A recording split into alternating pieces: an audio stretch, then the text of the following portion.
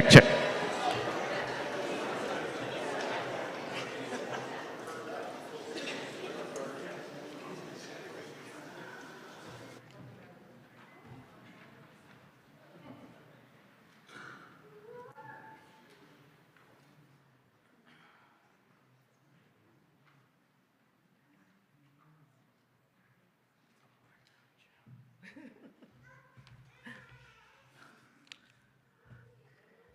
I think there's more seats if you want to come on in. There's more seats everywhere.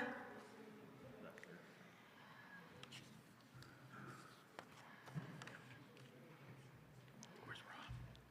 I don't know.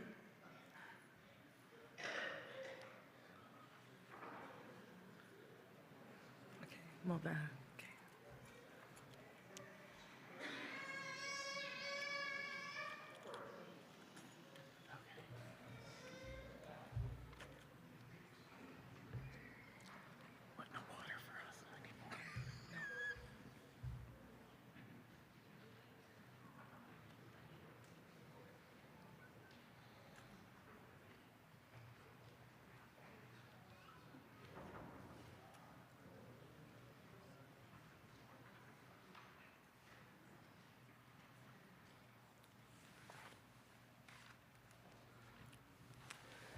Hello, everybody, and thank you for coming today. My name's Giovanna, and this is Lou. Hi. So there's a little story between us. So my mom is Joe's aunt on his dad's side, and Lou. I'm Joe's cousin, and my mom was Joe's Aunt. aunt, yeah. And Joe's mom was my aunt. On the mom side. So even though Joanne and I aren't technically cousins, we shared Joe and others. All the as cousins and the aunts and the uncles. Yeah. And yeah, we're like family ourselves. And I'm a twin. And I'm a twin. But we're not twins. But we're not twins. So there must have been something in the water in Cobble Hill, hey? I think, Anna? See Anna? Something in the water? It's all good. It's all good. So thank you, everybody, for coming today. Dear friends and family, today as we gather to remember and honor the beautiful journey of Joe DiLalla, we also come together to celebrate the legacy of love, kindness, and joy that he left behind.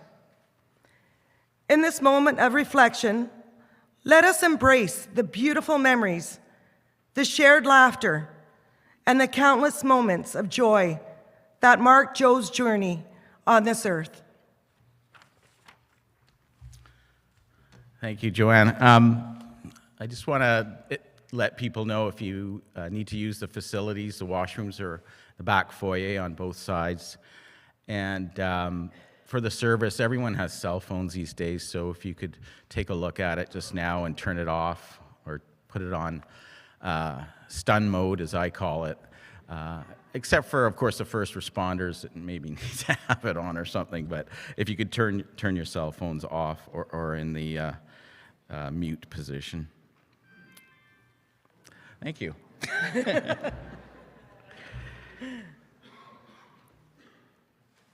So we're going to start. Okay, yeah. Actually, before we start, I'd like the folks to know that there's going to be an open mic sometime in the program. We'll announce it.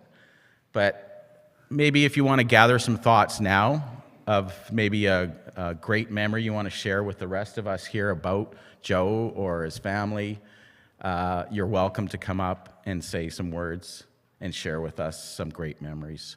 So we'll announce that, but maybe just keep it on the forefront here.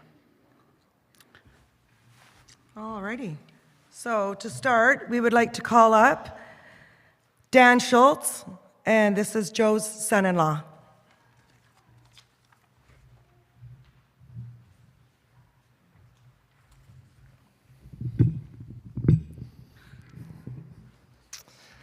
Hi, I'm the #1 son-in-law, married to Laura, and I have the honor of reading Joe's eulogy that was written collaboratively by the family. Joseph Gordon DiLalla was born on August 12, 1954, at the King's Daughter Hospital in Duncan, BC, to parents Michele and Elisa DiLalla. He was the first Canadian-born child from the group of Italian families who immigrated to the Cowichan Valley in the early 1950s. He grew up in the Cobble Hill on a property shared with his paternal grandparents in two small shacks, as Joe called them, that started out with dirt floors. His father worked for the railroad, and his mother stayed home to tend the garden, feed the fire, and haul water by hand from the well. The family was very hardworking and ran a spotlessly clean home, and everyone had a job to do.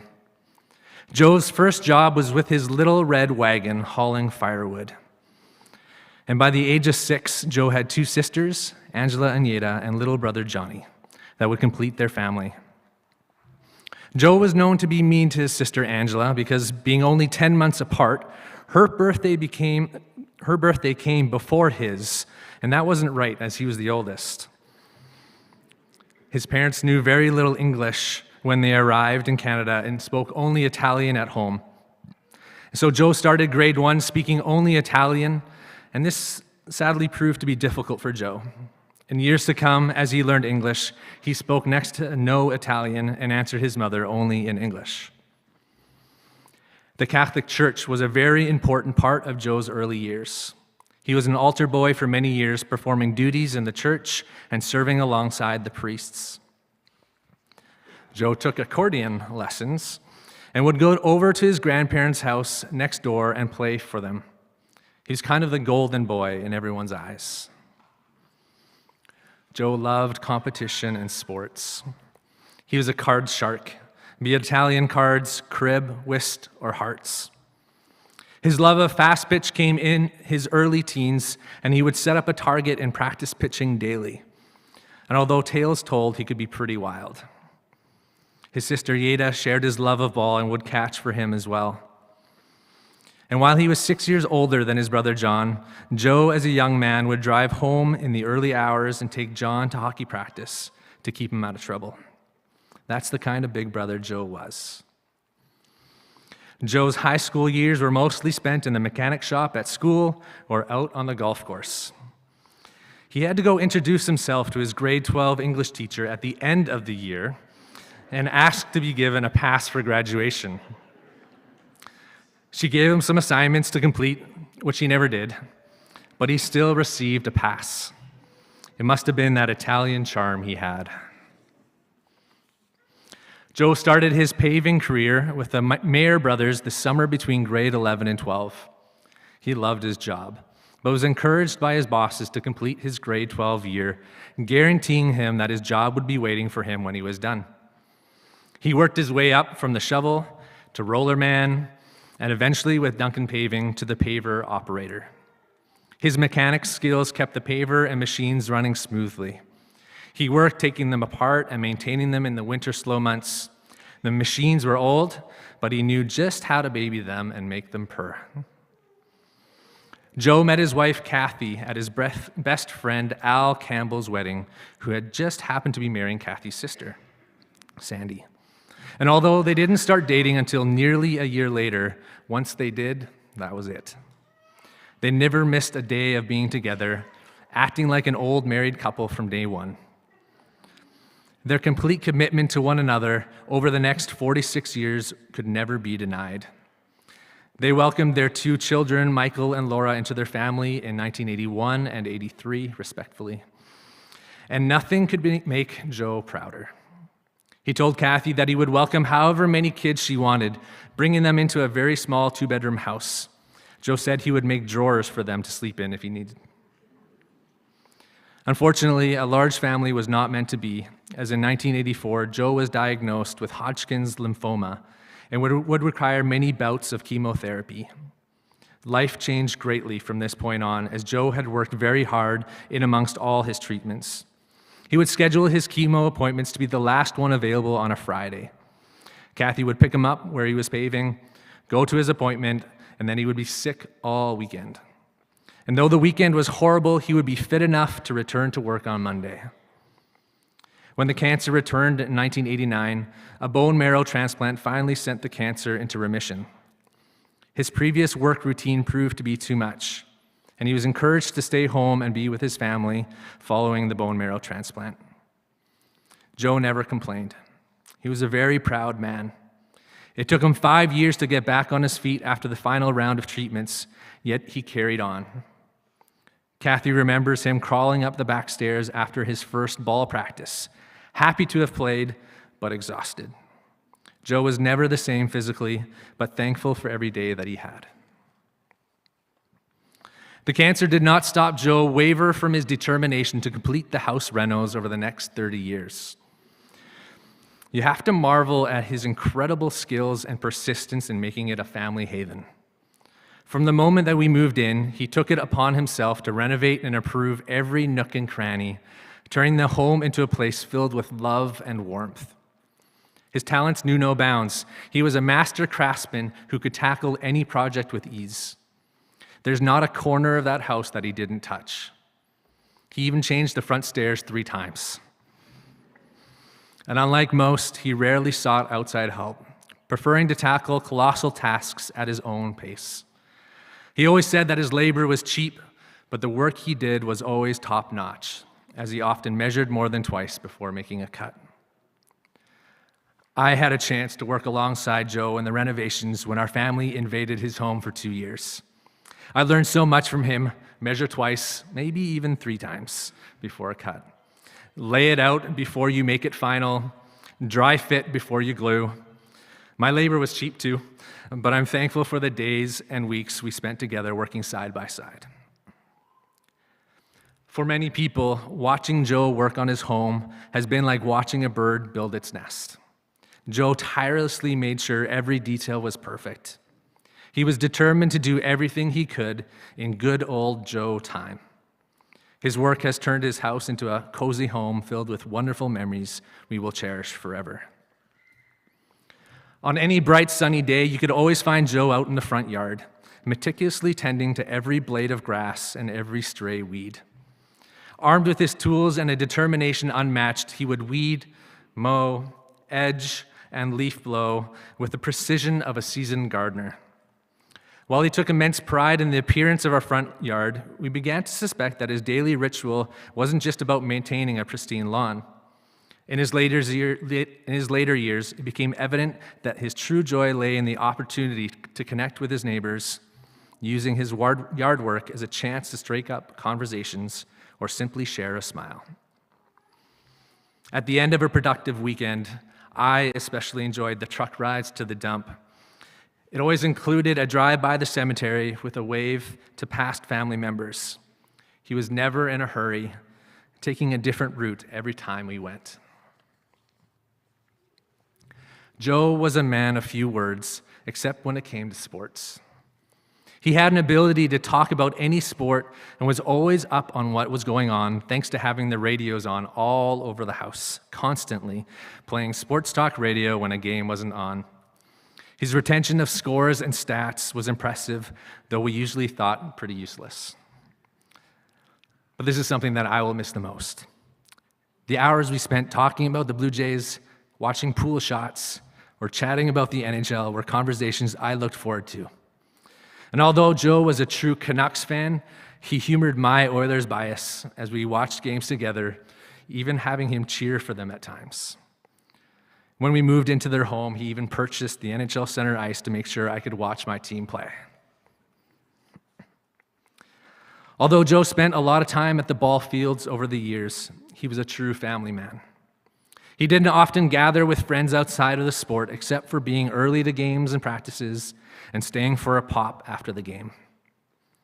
When it came to celebrations, he was often adamant to keep it to family. More recently, though, he started his Wednesday morning old man pool club. It was always something he wanted to do, to use his beautiful snooker table more often. He looked forward to this every week, going out and buying goodies to go with coffee. The guys would have a few games and then have a good BS outside for an hour or more. We can't help but reflect on one of the most beautiful aspects of his journey, his role as Papa Joe. Becoming a grandparent brought him so much joy, and his love for his 7 grandkids, plus our sweet Meishi from China, knew no bounds. No matter the pain he faced, his eyes never failed to light up at the sight of them. Each new addition brought more laughter and love into his life. He loved to have them come alongside him to complete tasks around the house, always paying them for their efforts, first with coins, then with bills. Until the end, his wallet was thick with crisp 5s for them. His no-rush attitude always proved true, as he seemed to have so much patience with all the grandkids. In the quiet hours of the night, Joe took on a role that was nothing short of magical. Because of his medication, he often had a unique sleeping schedule. He became the nighttime fairy, bringing a touch of order to the kitchen and the piles of laundry. Despite his own fatigue, he'd quietly go about emptying the dishes, putting every item in its place, and folding laundry with a precision that was unmatched. And though his wings may now be at rest, the warmth of his midnight magic will forever linger in our hearts when we wake up to a sink full of dishes. Joe endured so much pain, but was daily thankful to be alive. This is something that we can aim to be like. Joe considered each day past his 30th birthday a bonus day. And we are all thankful that he had so many bonus days to share with Kathy, Mike and Laura, the grandkids, and so many of us that were impacted by his life. We will miss him dearly, and our memories of him will live on.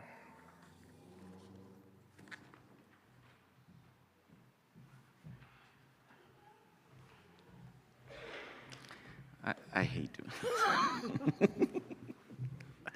Thank you, Dan.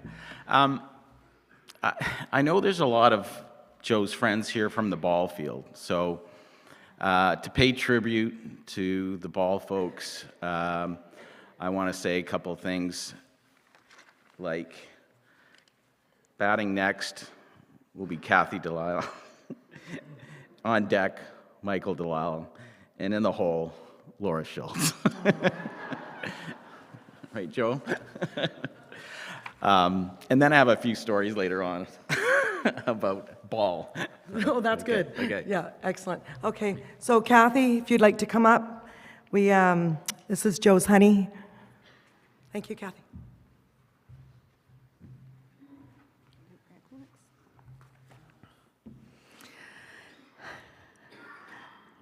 Firstly, I would like to thank all of the medical personnel that Joe met along the way during the last 40 or so years. His conditions were always challenging, and the doctors and nurses were always surprised at his wonderful attitude and determination towards life. They often attributed these as to why he was still with us for all these years. Thank you to all of the friends and family over the years who have helped us out, whether it be a meal, watching our children while Joe was undergoing treatments, or just being there with a listening ear, especially my girlfriends and sisters who put up with my rants from frustrations in our lives. Joe was a very proud man, and he would never accept all of the other offers to mow the grass, help landscape, or renovate, but I still thank you for those offers. Thank you to all who have been there for me and my family, all the flowers, respecting our privacy, but still supporting us in your kind thoughts and prayers during this past few weeks. To Taylor at First Memorial and Liz at St. Francis Xavier, we love you all. Last but not least, I would like to thank all of you here today or watching the live stream for helping us celebrate Joe. Joe was never one to want to be in the limelight. He left that to others. He would always say, "That is not why I do what I do." So today, he has no say in the matter, and this is his limelight. So what can I say? He was my hubby, my friend, my supporter, my confidant, my exclusive dance partner, while taking extra pain pills so he could dance with me, but most importantly, my protector. I always felt safe around Joe. He was my teddy bear, and he gave the best hugs. In his quiet way, I always felt he had my back. He never called me by name. It was always my baby or my honey. In fact, if I called out, "Hey, Joe," he would always report back, "What, Kathy?" I think it was his way of saying that I was special to him and just Kathy to everyone else, and he wanted to be considered the same by me. He always had me believe I was his one and only, except when it came to his longtime mistress, whose name was Mary Walden Park. His love of her was way out of my league. I would leave for work, and he would be out the door shortly after to return home right when I got home, never telling me of his intentions for the day. It was unspoken because of all the hours he spent, and it was better left unsaid. We even spent his birthday out there digging up a broken pipe in the outfield because that was the place he wanted to be. So I went with him just so I could be with him. No matter what I thought of his time spent with her, it was just what it was, and there was no changing it. Joe was very tidy and immaculate in his house, yard, and personal hygiene. I don't think I ever had to tell him to shave or shower. He looked after all of his own medications, and there were many. He kept journals and special codes for them all, writing and keeping track of it all. It was only the last couple of days that I oversaw some of those, and only some of the time at that. He was adamant to be independent and to not put any extra worry or work onto me. He made his own breakfast and lunch and would always encourage me to go visit a friend or my sister or my mom, and he would be okay. Joe was a man of few words. Some of his famous sayings were, "If I can't be happy in my own company, how can I be happy anywhere else?" And then also it was like, just wait, patience. And it's only a secret until you tell someone. He never actually would tell me anything that anyone else had said because it wasn't his place to do that. Another one was, a job is only as good as what you can't see, what's behind the wall. His renos took months instead of weeks and years instead of months, but that was all he could do, and he was too proud to ask or want anyone to help. I remember it took him 3 weeks to put up this huge beam 3 floors up from the ground, but he did it all by himself with his little helpers that he made, and you wonder how pyramids were made. Our kitchen was a 3-year project, and he did the wiring all by himself, and I remember the inspector saying how he had never seen such a neat and tidy job. He had never done drywall before, and being on a high vaulted ceiling, it took 6 months to do. The renting of the scaffolding alone would have paid to hire someone and have it done in a week. Need I say I was learning to breathe and have a heck of a lot of patience? But Joe would tell me that that was not a bad thing. He was meticulous in his work, cleaning up his mess every day. He always said, "Clean as you go," which he did behind me as I was baking, putting things away when I still needed them. He drove me nuts, but that is a good thing, as he was always with me. He was my chopper, peeler, dishwasher, turkey stuffer, and sewer. He was always happy to run to the store for me for that missing ingredient. Family was a very important part of Joe's life. It meant the most to him, and there were many times he would stress that he would want no one else to visit so he could give his undivided attention to his kids and grandkids. It was family time. He was always patient, kind, and always up to playing cards, games, teach them pool or darts, and also to teach them a little music on his guitar or accordion. The grandkids loved it when Papa would say that he was cooking. He made amazing scalloped potatoes and some mean barbecues, but most times it meant he was picking up the phone to order Chinese food or pizza. No matter how tense things got, he would go back to his softy self. He never went to bed without saying, "I love you," and he always kissed me goodnight.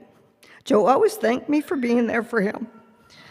We were looking at some family VHS tapes, and the memories were incredible. You know the song lyric, "You don't know what you've got till it's gone"? Nothing more needs to be said. Go love that special someone in your life.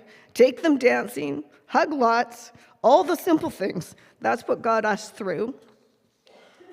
And lastly, Joe was given many gifts in his life, as well as one of the greatest, a kidney from his sister Yeta in July of 2022.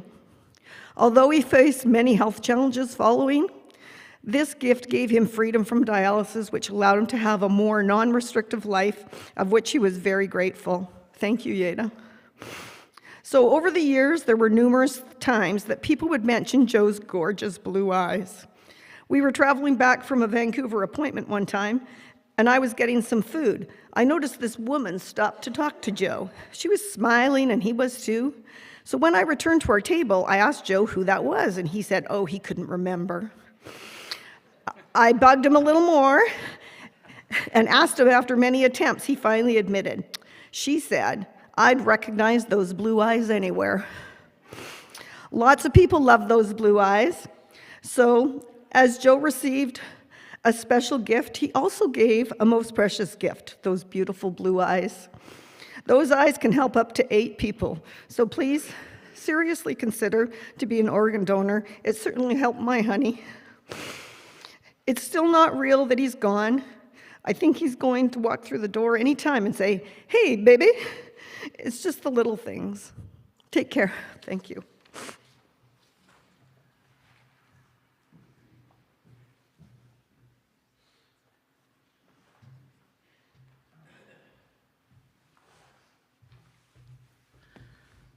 That was beautiful, Kathy. Couple of things. If you were listening, Kathy said Joe was a man of a few words, or not many words. There's no way he could be Italian, okay? But she was right about one thing, well, lots of things, but one thing in particular is the cleanliness of Italians. I know in my household, before the crust of the bread hit the floor, the broom was already out before it hit the floor and into the dustpan, so that's true. Anyway, Joanne would like to announce the next person to come up. Laura? Oh, no? Oh, sorry, just a minute. I'm sorry, it's Michael. Yes, Michael, and Joe's number 1 son. Thank you. Sorry, Laura.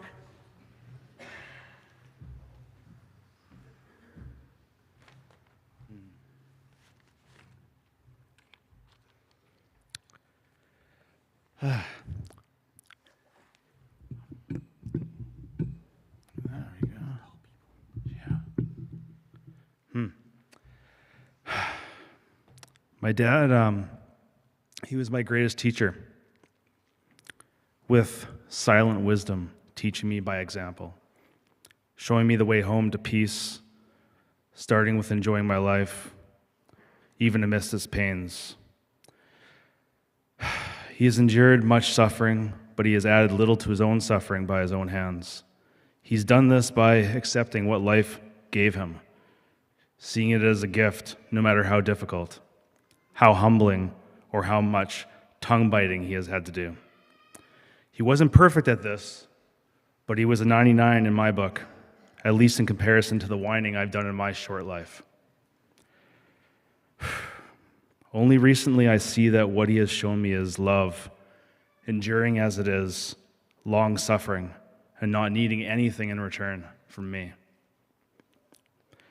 Wise men have summed up the lessons my dad has shown me, has taught me, in volumes of work and written teachings, yet this simple man has embodied them all with no words at all, instead through being a living example to me. His most recent lesson to me, he taught in his last days as he lay in the hospital bed. My father and I, we connected very deeply in those moments at a very profound level. And what I noticed only once he left his body was that he's never really been apart from me. And he could never be any closer. He's right here. What the mind cannot fathom, the heart and soul has always truly known. God bless you, Dad. Thank you for your lessons and your great love. Rest well.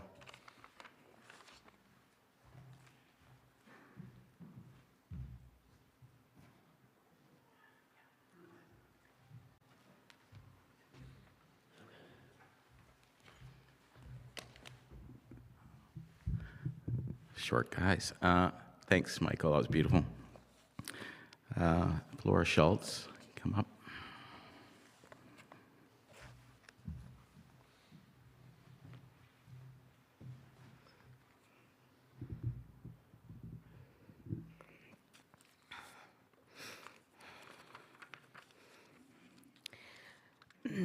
Last week, as I was preparing what I would say today, I needed to remind myself that just because I don't share everything doesn't mean that it didn't happen, that it didn't matter, or that I don't feel it.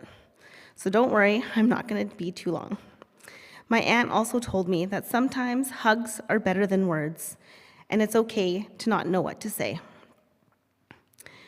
Through every aspect of life, my dad taught me invaluable lessons that shaped who I am today. When it came to fast pitch, he instilled in me the importance of family and teamwork.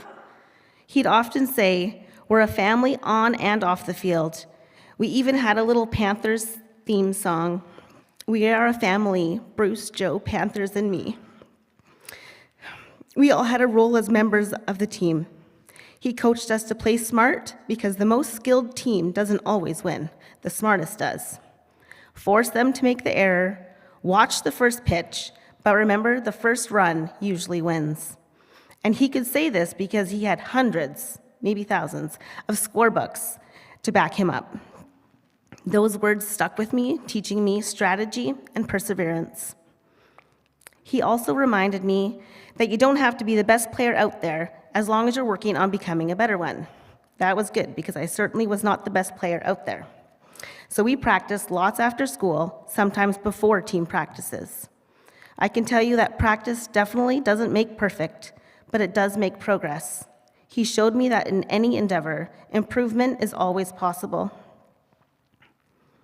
When faced with pain, he taught me to not let it consume me. He rarely gave it the attention it persistently demanded of him, reminding me of the power of resilience and positivity. He also emphasized the significance of motivation. He taught me the reason you do what you do matters. Don't let it be for accolades or praise, but for something deeper, something meaningful. Most importantly, he taught me about togetherness. My dad loved to gather us together. During his last days, this was a priceless gift. My dad drew Mike, my mom, and I together like never before. The love, healing, support, and peace that we experienced during this time is hard to fully convey, but will never be forgotten, much like my dad. And as we were going through his things, I found this Father's Day card, the last one that I gave him, and I just wanted to read what I wrote. "Dad, we're so thankful to have you in our lives. You're consistently a glass half full, look on the bright side, positive example to us all.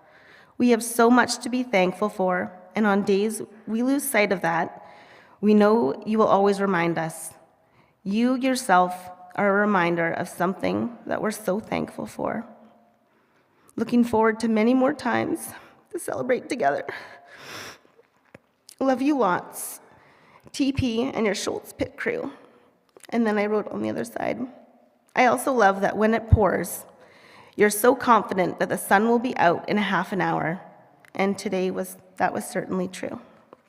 Love you, Dad.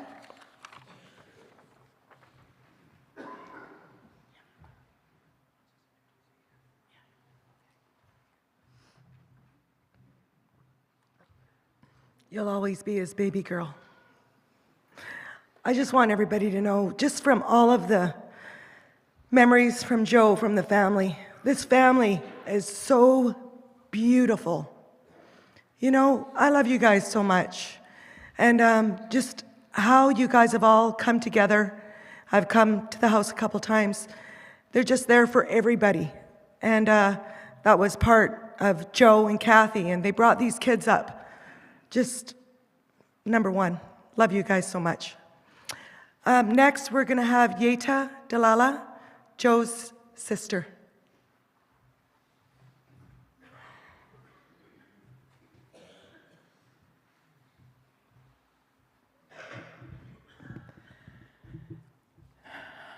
Here's a question. How did Joe get named Joseph Gordon DiLalla? Well, our dad was sent to register Joe's birth with a Canadian friend from church, Joyce DuPont. I'm not sure of the directions given to Dad from Mom, At the registry office, Joyce convinced Dad that Joe's name needed to be registered in the Canadian version. So Giuseppe became Joseph. And then Joseph needed a middle name. So Joyce suggested Gordon. And I guess Dad agreed to Joseph Gordon DiLalla. It would have been interesting to see Mom's initial reaction. Mom definitely had more of a say with my other brother, John Paul Antonio DiLalla. On another note, a short letter.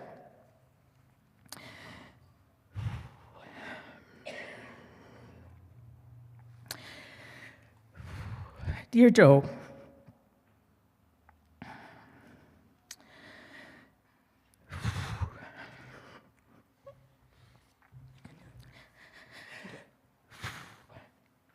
deep breaths.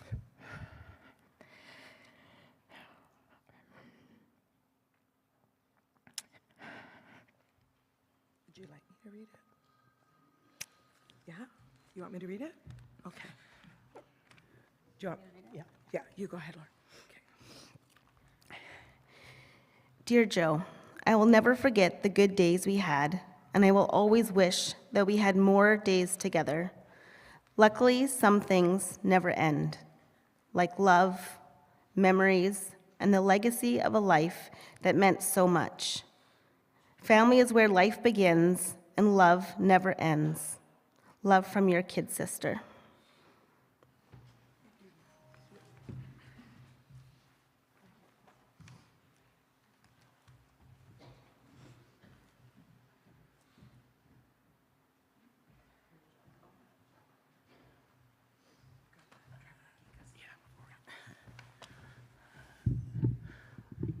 Before we announce the next speaker, I don't know about you, Joanne, but I thought Joe was the coolest guy when I was 7 or 8, when he pulled up in his midnight blue Nova with big, thick slicks on it. And I thought, this guy is my superhero. He is a race car driver, and he's got the best slicks on. For those of you young people who don't know what slicks are, they're big, fat, wide tires that you race with. And I thought, geez, if I could own a car like that, I'd be awesome. Yeah, Plus, a lot of girls would come after me. But I always remember that moment in my life about Joe coming up in his midnight blue Nova with big fat slicks on it, like I said, and his motorbike. And his motorbike too. I remember that. He took too. me for a ride Yeah. on that. Yeah, that was scary. Yeah. But whatever happened to that Nova, I'll never know. But or maybe I will, because people know. But we'll find out. Anyway, our next person or persons to come up are folks from Joe's ball side of things. Baseball was softball, as we would call baseball. It doesn't matter. Anything to do with ball, Joe loved, and loved all sports. So his folks, his buddies on that side, if Gord Closson could come up. Oh, first of all, we're going to do... Sorry, Trevor, sorry. Yeah. Sorry, That's okay. my mistake. So Trevor Geekus, and Tanner McQuarrie, the ball players. Just next up, or on deck, as we say, would be Gord Closson. And Joe coached these fine-looking men here. Yeah. Hello, everybody. I'm Trevor. It's Tanner. I was lucky enough to know Joe through sports and ball. We shared the same passion, which is rare for something like that. It's a small community of people, but it's amazing to see how many other people Joe touched and knows. A few months ago, Kathy reached out to me, as she touched on. Joe didn't like recognition. She was nominating him for an award through the city of Duncan, and she reached out and asked Tanner and I if we could write a letter. So we did. And of course, he received the award, which we thought he should. And she somehow got him there without telling him he was receiving an award, and we showed up to the award ceremony, and Joe sitting there just clueless as to what's going on, and then they announced his name, and he go, "Oh, you guys," and anyways, it was awesome. That was back in December, so we got to see him and spend the evening with him, chatting about ball, of course. It always comes back to ball. He would manage our team back in the day.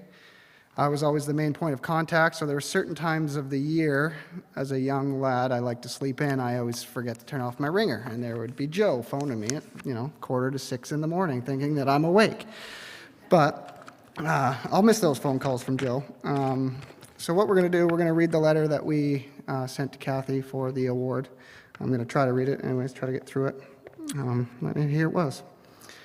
We want to start by saying it is an honor to be a part of this process for the nomination of Joe DiLalla for the Scroll of Honor. Our memories of Joe go way back to our elementary school years, where many of our fathers and grandfathers played alongside Joe at the long-standing charity tournament, the Gord Closson Classic. As just young boys playing on the playground, we didn't realize all the volunteer work and selflessness that the tournament needs to thrive and survive. As we grew older and started playing fastball competitively ourselves, it was quickly noticed that Joe's love for the game and community went far beyond the fences of Waldron Park in Glenora. As one of the few junior boys fastball teams left in the province in the early 2000s, Joe took on the role of manager. Manager is a grossly underrated title for what he did for that team. Not only was it the planning of our winter gym times, organizing umpires, travel, writing full articles to the local newspaper to make us small town boys feel like celebrities, and always having a perfect scorebook. Without Joe's support through all of our teen years, we would have missed out on some of our most cherished memories. The best of all, though, was winning the 2008 Midget Boys Provincial Championship, with Joe right there to share it with us. We literally wouldn't have got there without him. He drove the bus. All right. As we continue to write this, the countless things Joe did for us keep coming up. If he won 50-50, he would donate to our team. He would go out of his way to acquire sponsorships for our team. He always, and to this day, has kept us engaged in the game he loves so much, which always brings us back to our favorite weekend of the year, the third weekend in August, and seeing Joe manicure those diamonds to hold the same character they always had, the Gord Closson Classic. It was just this summer we had the opportunity to spend another weekend with Diamond Joe DiLalla, as his contact says in our phones. Another amazing weekend, being reminded that even though we love to compete, the more important things happen after the game. No one has taught us that lesson more than Joe. As fierce a competitor as he is, the ceremony at the end of the tournament was always the most special time. As Sunday came to an end, Joe was driving around on his tractor, making sure all the award recipients' names were correct and all the trophies were properly lined up. Gord Closson does the speech, as he always does. Half the crowd cries. The other half obviously doesn't know the real reason why we are there. We'll tell you why we're there. We're there because Joe calls and asks. We're there because we know how important this tournament and a game of fastball are to Joe.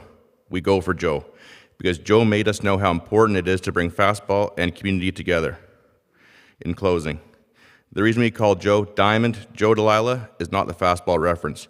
It is because the character he carries with him is as rare as the diamond he prepares for us every August. It is an honor to nominate Joe DiLalla for the City Duncan Award of Excellence in Sponsorship. Proudly, Tanner McCory and Trevor Gigas.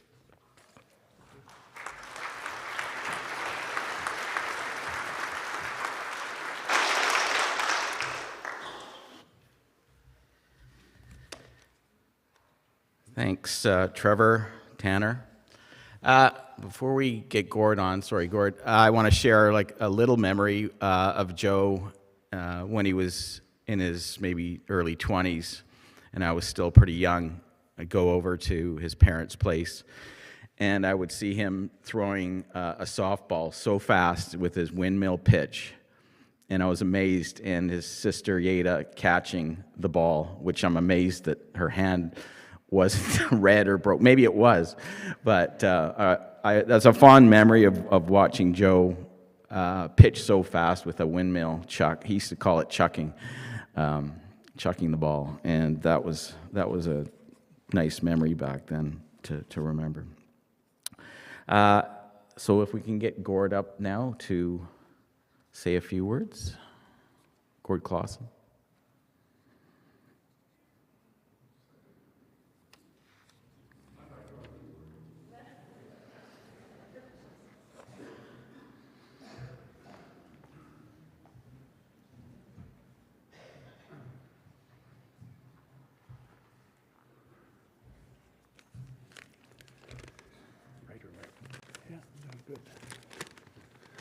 For you that don't know us, this is Don O'Keefe. I'm Gordy, and the reason Don is up here, he's a little bit of my strength, because we've been running this tournament. It'll be 55 years this year, but in the early 80s, Donnie named it the Gord Closson Fall Classic.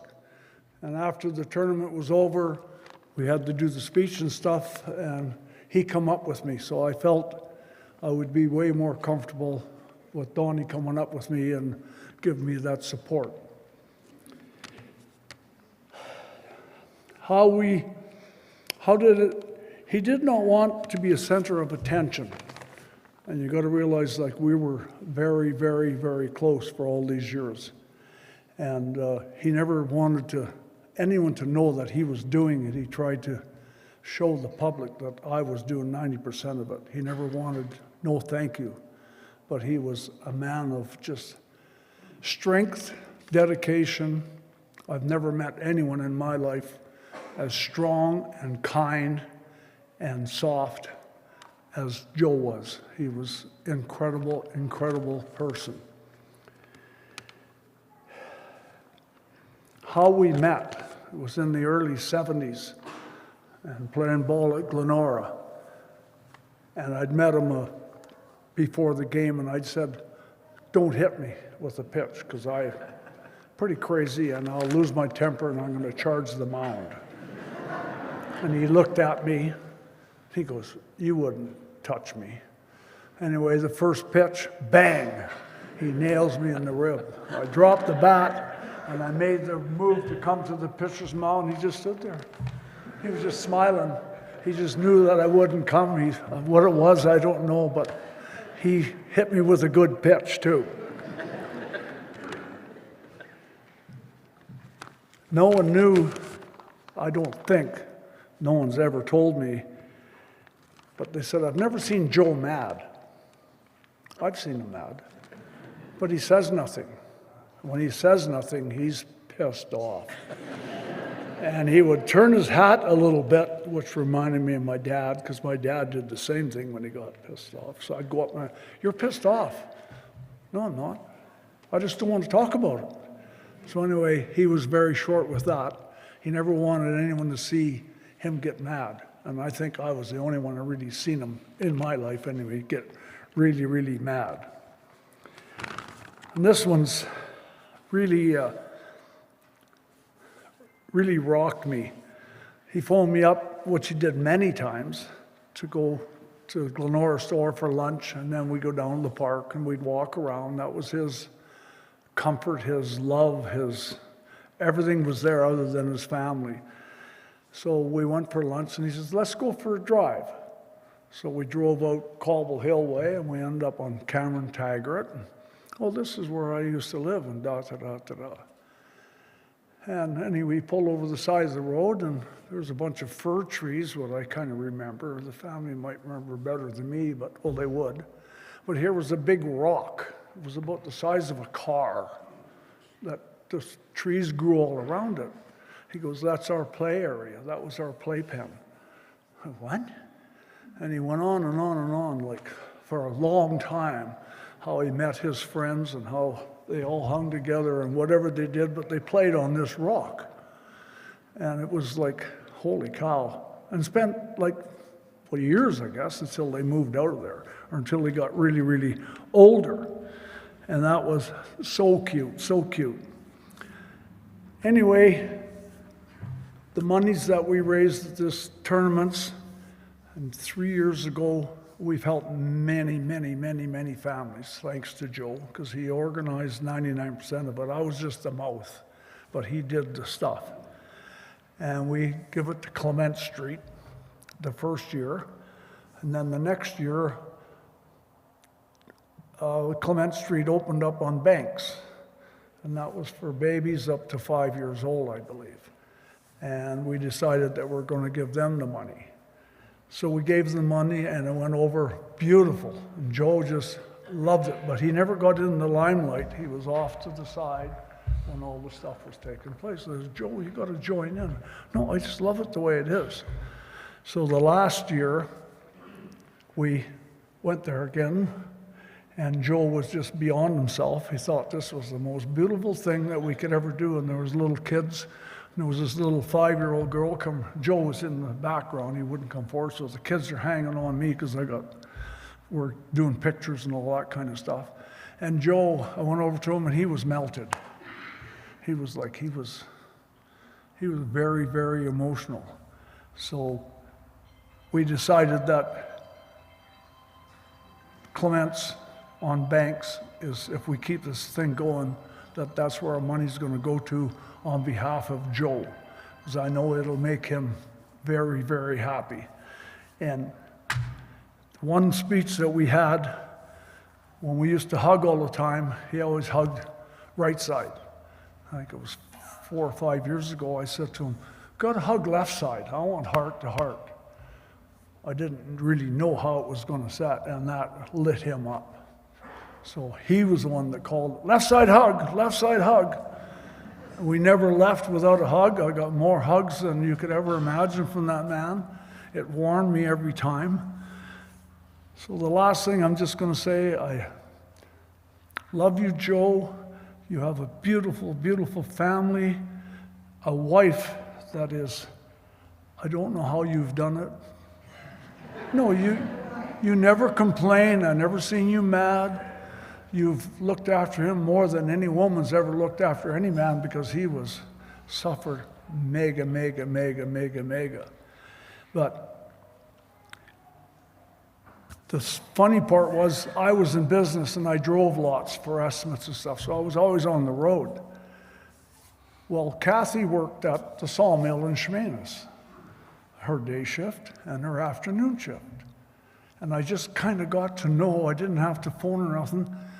I'd see Joe.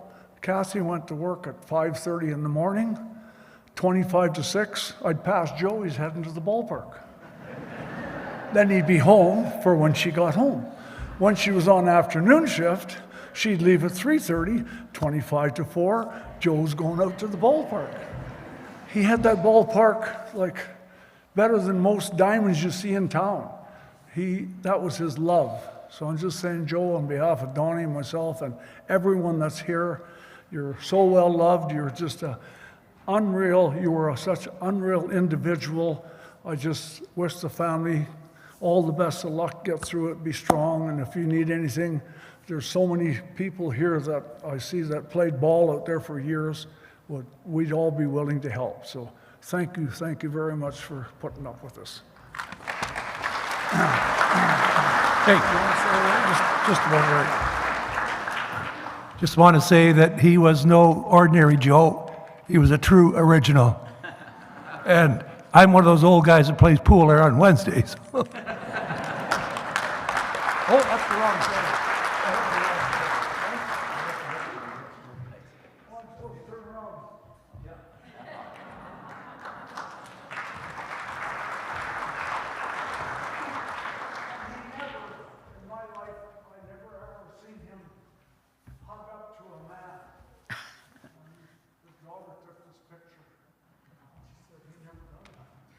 That's so nice. All right, so we're going to do the video now. Okay.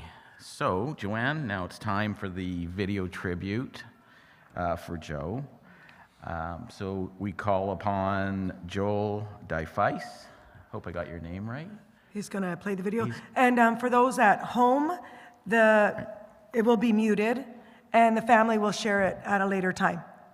All right, but it'll come back after the Yeah. The, So- what is it? Streaming, Yeah, the streaming. There's no sound in the streaming. That's right. Thank you. for copyright reasons, right? That's right. Yeah. Yeah. But after the video, the voice will come back on for listening after for open mic. Everybody after, if you want to share some memories after that, that would be awesome. Thank you.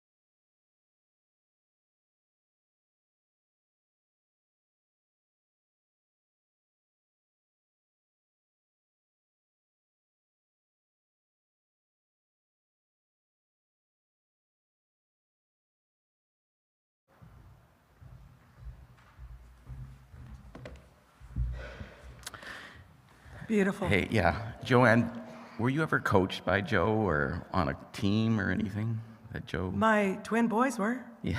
Well, I'll tell you, my youngest son, who was 6 at the time, was on the same baseball team as Joe's grandson, and Ben. And Joe was coaching, and I didn't know I got picked, or my son got picked, and we ended up on Joe's team. And I said, the first practice, "Oh, Joe, you're the coach?" He said, "Yeah, I saw your name, so, I thought that was your son, so we picked him." And I said, "Oh, that's awesome." And he said, "Well, do you want to help me coach?" And I said, "You know what?" I said, "That would be great." I said, "These guys are 5 and 6. We'll have lots of fun." So, forgetting about Joe's competitiveness and my competitiveness, it started out as, "Oh, we're just going to have some fun. Who cares? Who cares if we win or lose?" So I think at the end of the season, we had signals. We had the kids stealing. We got so competitive with it. But that was Joe, and that's what we did. But baseball. Stats? Baseball was everything. What were they, 7 years old, and he had stats and everything? Oh, yeah. 6 and 5. 6 and 5. And, yeah, it was... He was serious. Oh, he was. He Didn't was matter serious. what age they were. No, he was awesome. Baseball was a serious thing. Yeah. And we did have lots of fun. We did have lots of fun. And that's what it's all about. The memories that you have, and this tribute, this video that sure Laura did, it's beautiful. You can play this back. Photos are so important. So keep taking pictures and keep telling everybody you love them, and share stories. And that's what we're going to do right now. So does anybody have enough strength to come up and share a story? Yeah, I broke the ice here. You did. For a story. I have more. So... Oh, does Angela would you like to come up? Excellent. Angela and Mark. Angela, Joe's sister. Joe's and sister. brother-in-law. I don't know if Mark's coming up, but Ange is. Yeah, Angela's coming up. Great. Is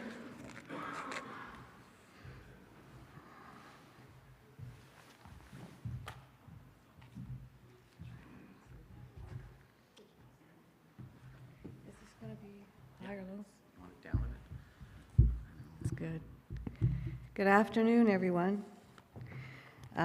I'm Joe's other sister, Angela, and my very short memory involves some house building material and a small axe. Joe and I were outside playing in the yard behind the old house in Cobble Hill, near the path that took us to the Campbell property. There was a pile of white chiprock. It's another name for chiprock, isn't there? Anyway, Joe was working with chiprock back then. I think he was 9 and I was 8. There was a pile of white chiprock because I guess Mom and Dad had done something in the old house. And we were making the chiprock into small pieces. Joe welded the little axe, and I held on to the pieces on an old stump, or maybe it was an old kitchen table. We came to the last little piece of chiprock, and Joe said not to hold it, but I did. And the axe came down, hit the top of my hand, broke the skin, but didn't break any bones. I needed stitches. Oh well, Joe was right. He did tell me not to hold that little piece of chiprock. That was on a nice sunny afternoon in Cobble Hill.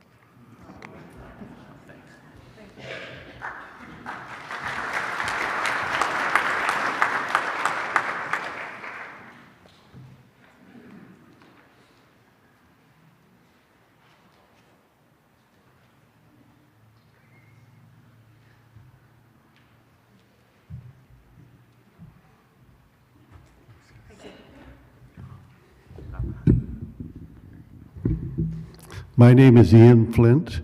I'm from Victoria, where Joe is held in the highest regard in fastball circles.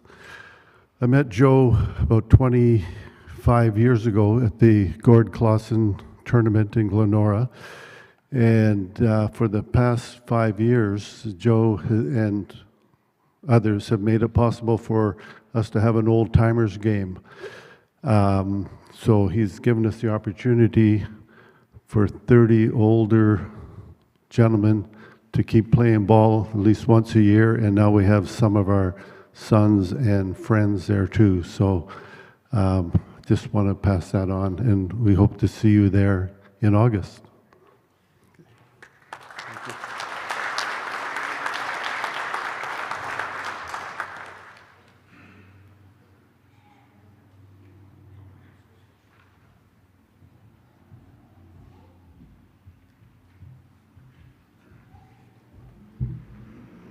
I'll do all the talking. He's my support. I'm Auntie Lori, and Joe and Kathy remind me of that all the time. I just like to say, and this is my husband of, 49 years or close to that, whatever. And I just had to say, and I wanted to share with everyone here what a wonderful death. And I know it sounds weird. I had the privilege to be there before Joe passed away, but I also saw when Joe knew he was ready to go and said goodbye, came and said goodbye to all of us. And it was a really powerful thing. I myself had 2 brothers who actually did not want to live, and they committed suicide. So when I watched Joe for all those years, 30 years of wanting to live, he just gave it his all. It was very inspirational. And he had such a wonderful family. And Kathy and I went to school together, and we've always sort of stayed connected. We had busy lives. But I want to say that if anyone can take away from today, it's to take away from the true joy of living and also of death and births in your family, which we've all had together, many of them. Thank you.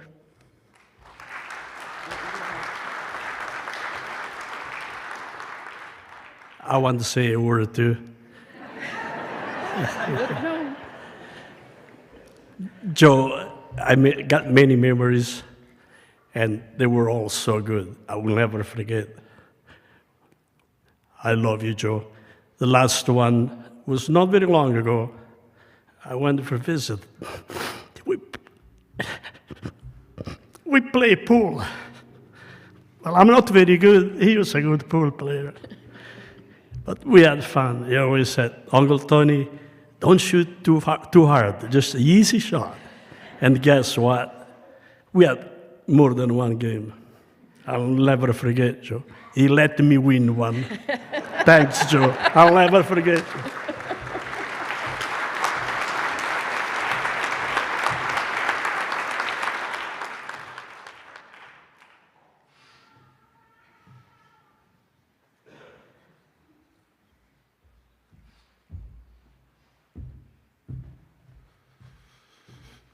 Thanks, folks. Thank you. Helping just like Joe always did. I appreciate that. My name's Shay Anderson. A lot of you folks probably know me. I had the privilege of knowing Joe as a friend, as a coach, as a player and a teammate, a manager. He spent a lot of time with us, our ball team, Kathy and the family, condolences from the Andersons, from our Pipers ball team, Eddie's back in the day. We were kind of the first young boys that he took under his wing and really tried to mold and really help my dad a lot behind the scenes. Again, like Gord said, he didn't want much praise. He didn't want to be in the limelight, but he helped us through a lot of tournaments, drove the bus, took us through provincial wins, Western Canadians, and was always there for us, always with a quick word and a quick smile. The words that I keep hearing today are perseverance and dedication, and that was Joe to a T. He was pretty funny. He always liked this perseverance thing. There's so many stories, most of them I can't tell in front of people, but he always wanted us, the Pipers, if you knew us, we didn't like to bunt. or play small ball very much. We liked to hit the home runs, and Joe really wanted to do the squeeze bunt all the time. That picture I saw him and my dad, I'm like, is he trying to convince Dad to get us to do that? My cousin Ian was probably the only guy that could bunt on our team, like realistically. And I think he was trying to get Pat Hodgins to squeeze bunt. And that's when you have a guy in third and you bunt him in. And you got to go. You got to trust each other. You got to make that play and the guy's got to go. And Pat was like, and Pat's arms are this big and he's pure power. He hits bombs like nobody's business. And he was like, Joe, we're not your girls' team. They're good at that. Like, we're never going to do that ever. And you know, to Joe's credit, he never stopped wanting us to do it. I don't think we ever did actually successfully do it. But he never stopped, right? He was always trying to get us to, like Laura said, be better the next time you went out and do something you hadn't done before. And that was Joe. And he, you know, to his core was just a pure, good human being. And all the pictures of that smile that he has on his face and those twinkling eyes, that's Joe to me. Every time I saw him, he was smiling. He had a hug for you. Gord, I got a couple good hugs too from him. He was just a good human being. And we're going to miss him a lot. We're going to think about him a lot. We're going to go out this summer and play ball thinking about him. And we're going to miss him. We love you, Joe. Rest in peace, big guy.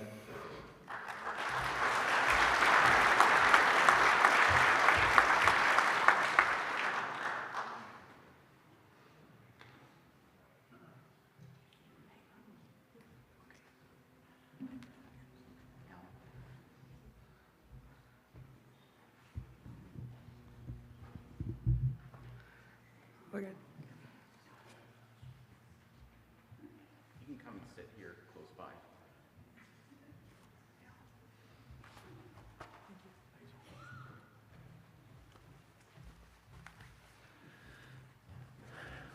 A lot of great memories and tributes to Joe. For those of you who don't know me, my name is Al Campbell. Joe and I were born and raised in Cobble Hill, and our families are neighbors from day one. Now I can go on and on about our childhood activities in the Halderson family Big Rock, as Gordy mentioned, and our playground, Cobble Hill Mountain. Or I can wax on about our infatuation with motorbikes or muscle cars in their time. But I thought I would concentrate on and maybe give some insight that put Joe on the stepping stones and the pathway to Walden Field and beyond. As Joanna said, there must have been something in the water in Cobble Hill. Ball was always a big part. It was almost cultural. Even in my father's day 100 years ago, ball was a big thing. But there was another family in the Cobble Hill village, the Bonner family, and I expect Frank Bonner is here somewhere. But his dad, in his time, played for a Victoria team that would now be called semi-pro, and he was a pitcher, Ralph Bonner. And he took his team to the provincial men's championship and won. That same Ralph Bonner, along with another Cobble Hill member, Don Freeman, and I expect Don's daughter Donna is here somewhere. But they collected a bunch of Cobble Hill kids, 15 and 16-year-olds, and then they coached them, and in 1955, they took them to the BC Provincial Juvenile Boys Championship and won. Now, these are all memories that we, and Joe and I, we grew up with. So just memories at that time. But that was soon to become real. In the 1960s, Cobble Hill Elementary School, we had a teacher Helen Nash. I don't know if Andy's here, Andy Nash, not sure. But Helen Nash, in her time, played for the Canadian women's national team as shortstop. So you can imagine what our physical education was during school at that time. And outside of school,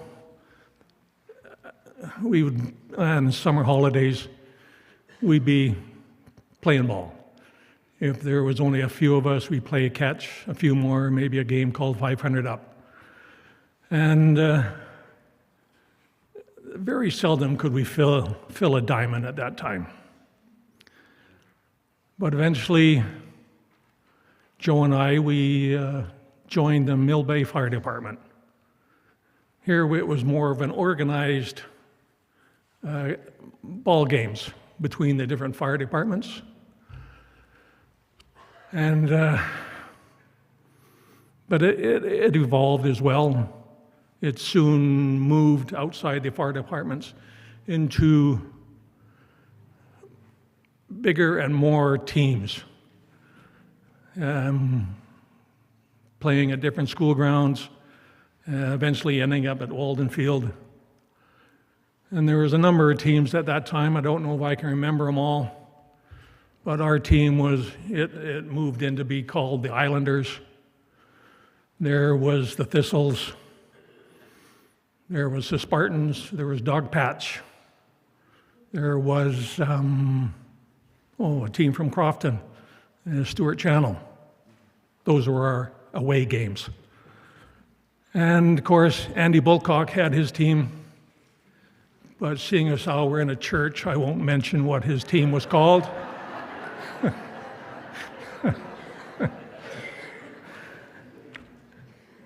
But it became, and sometime during that time, at one point, Joe and I, and there must have been a few others, we went down to Royal Athletic Park and watched the King and his court.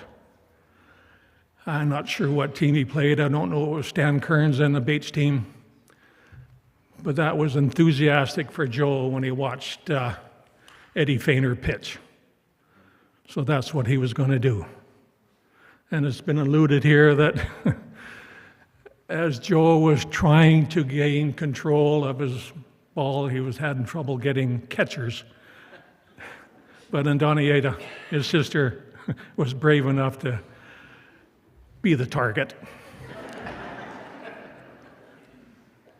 But yeah, the ball was, there was always something that was done.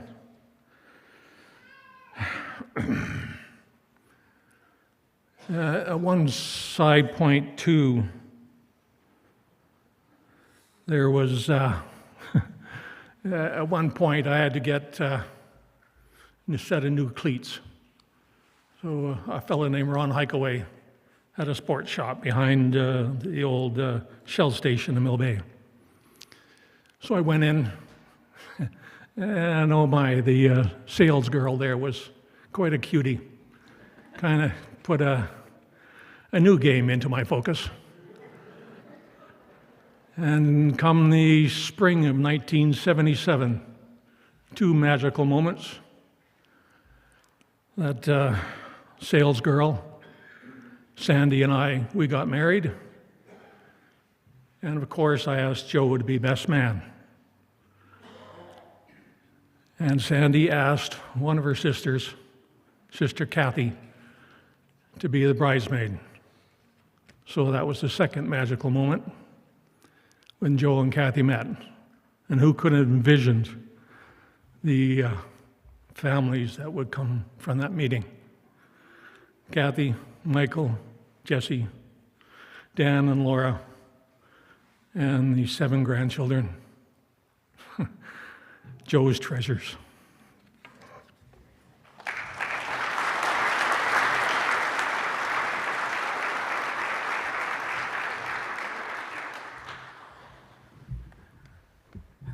Thanks, Alan.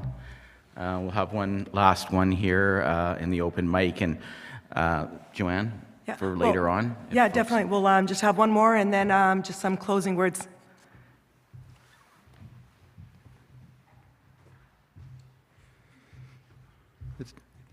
I think the thing that's most impressed me today is that the number of people and faces that are here are a great testament to Joe and his family and how well respected he was.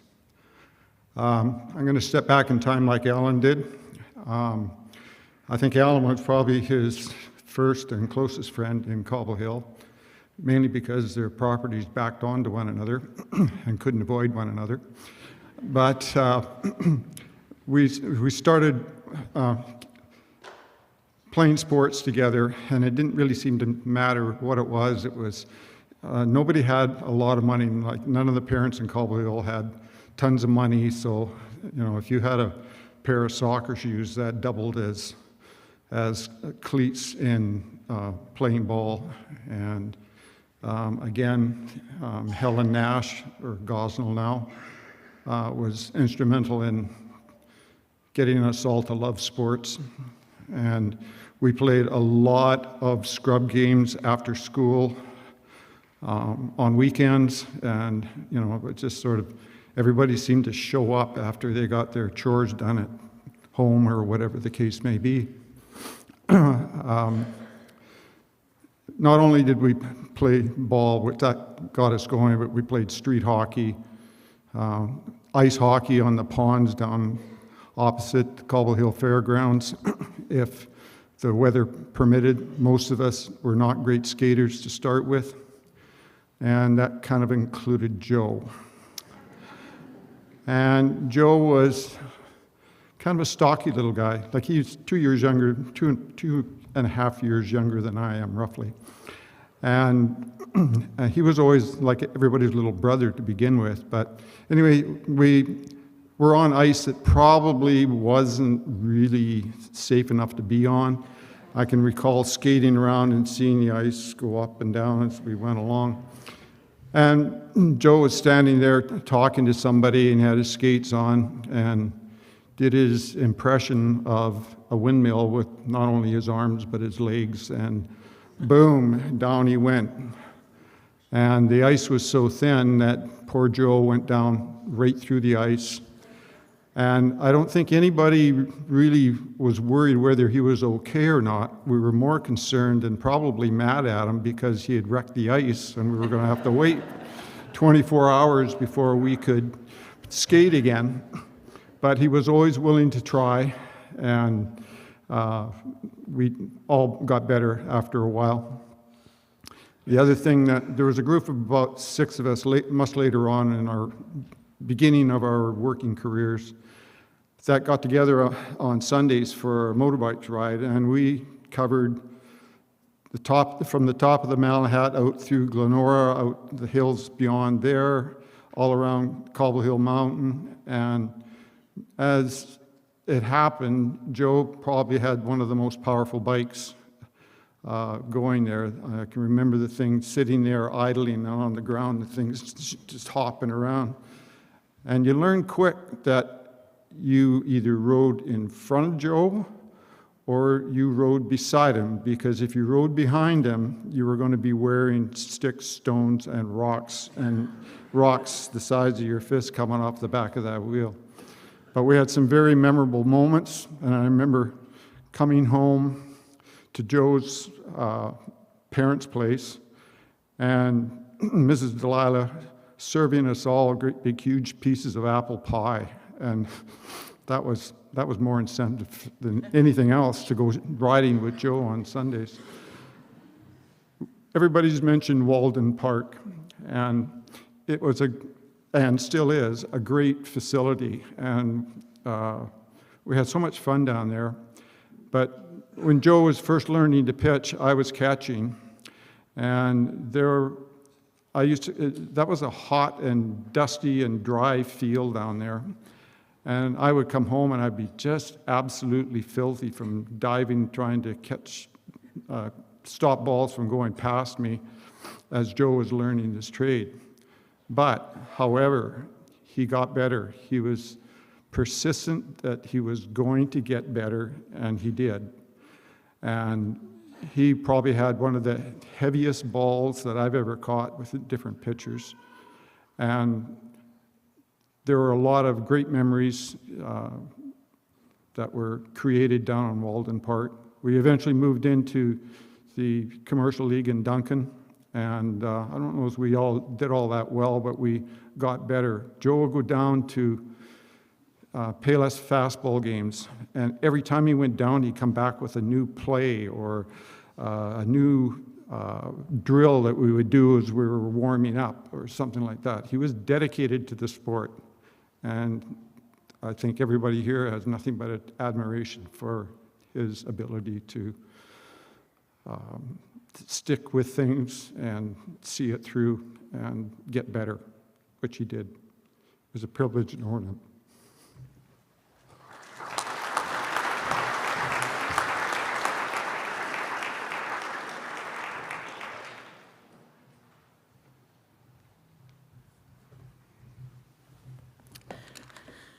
So I don't know if many folks know this, but someone told me, I can't remember, that when Kathy saw Joe for the first time wearing his ball pants, she fell in love with him immediately. And I don't know what it is about ball pants, and I wore it when I was coaching, but I never got any. You never I never got any eyes.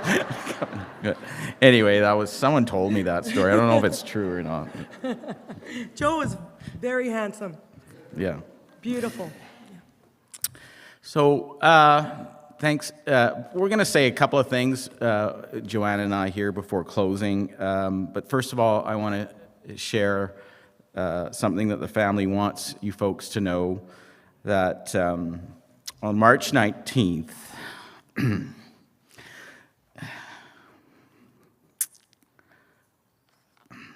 Joe's final remains will be